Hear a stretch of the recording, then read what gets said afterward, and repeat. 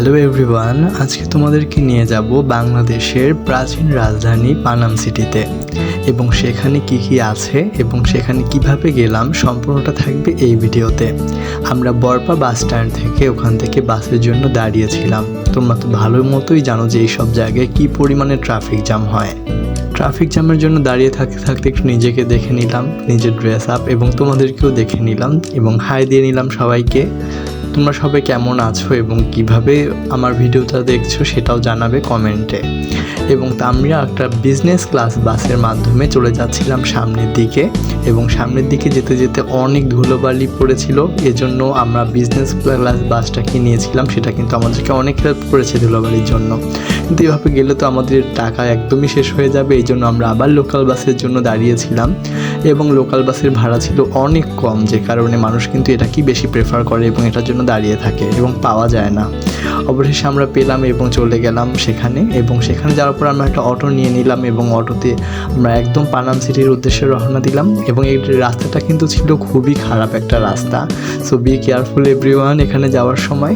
এবং এটার জায়গাগুলো কিন্তু ছিল একটু গ্রামীণ। এখন এই জায়গাটা সেভাবে উন্নত হয়নি, ঢাকার বাইরের বলতে গেলে ওরকমই লাগে, একদম গ্রাম।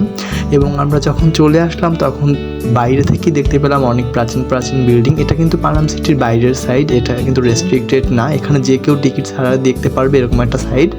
আমি তো রেকমেন্ড করবো টিকিট নিয়ে কেনার কোনো দরকারই নেই, এখান থেকে ছবি তুলে চলে যাও, কারণ ভিতরে অনেক রেস্ট্রিকশন আছে, ভিডিও করা যাবে না, এরকম অনেক ঝামেলা আছে ভিতরে। এর থেকে ভালো কিছুই নেই, তুমি সামনে থেকে এগুলো যদি দেখে যাও তাহলেও হবে, কারণ এই বিল্ডিং আর ভিতরের বিল্ডিংয়ের মধ্যে তেমন কোনোই পার্থক্য নেই।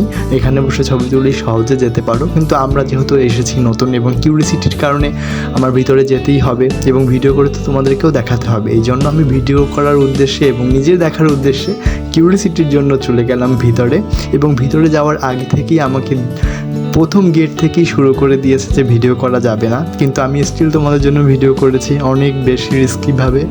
এবং টিকিটের লাইনে দাঁড়াতে হয়েছে এবং টিকিটগুলোর প্রাইস ছিল মাত্র 20 টাকা করে, কিন্তু আমাকে এখানেও বারবার বারণ করা হয়েছিল যে তুমি ভিডিও করতে পারবে না, কিন্তু আমি স্টিল ভিডিও করেছি। এবং এই লোকটার ব্যবহারের কথা যদি আমি বলি, কেউ ওনার সামনে ভিডিও করে দেখবে যে এই লোকটার ব্যবহারটা আসলে কেমন। তারপর ভিতরে চলে গেলাম এবং আমরা দেখতে থাকলাম যে সবাই ভিডিও করছে, শুধু আমরা না, এবং অনেকেই আমার মতো আছে যারা ভিডিও করছে বাট কিছু না বলার পরে।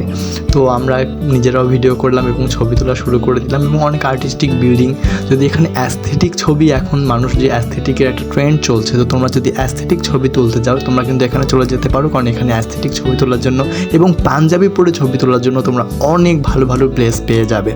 এবং প্লেসগুলোর কথা যদি আমি বলি, এটা বাংলাদেশের অন্যতম একটা প্রাচীন প্লেস এবং তোমার ছবিগুলো খুবই ভালো আসবে, যেটা তোমরা আমার ফেসবুক প্রোফাইলে আমার ছবি দেখে বুঝতে পারবে। এখানে কিন্তু সবগুলো ঘরেই তোমরা ভিতরে ঢোকা যাবে না, কিছু ঘর আছে, বাকি ঘরগুলো কিন্তু তারা দেয়াল করে দিয়েছে এবং রেস্ট্রিক্টেড করে দিয়েছে, তোমরা ভিতরে যেতে পারবে না। এবং আমরা জানালা খুঁজতে পাগল হয়ে গেছি, আমরা সবার জানালার ফটো দেখতে আমরাও জানালার ফটো খুঁজছিলাম, ফটো একটা ফ্রেম সুন্দর। এবং আমি তো ছবি তুলে দিতে আমরা দুজনের ছবি তুলে দিতেই শেষ হয়ে গেছি। তো আমি রেকমেন্ড করবো তোমরা বেশি বন্ধুরা মিলে যেও না, কারণ তোমরা ছবি তুলতে টায়ার্ড হয়ে যাবে। জায়গাটা আসলে এতটাই সুন্দর যে আসলে এভরি বিল্ডিং এবং এভরি প্লেস তোমার মনে হবে যে এটা মনে হয় পারফেক্ট প্লেস এবং তোমার ছবিটা ভালো আসবে।